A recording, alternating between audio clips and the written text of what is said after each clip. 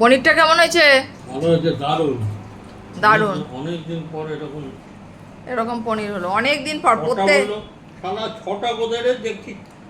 তুমি তো দুটো বলেছিলে, আমি দিচ্ছি আরো এক বাটি না, তো না, পনির না, আছে। না, তুমি তো দুটো এক বাটি বললে। করে লাগবে না?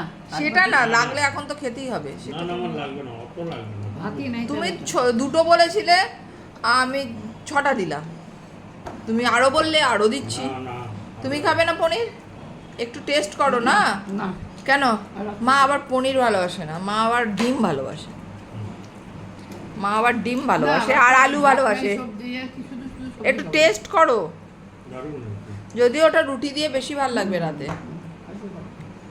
তো চলো, এদের খাওয়া হয়ে গেল। আমি ভিডিও করছিলাম বলে আজকে আমি খেতে বসিনি, এবার আমি খেতে বসবো। চলো,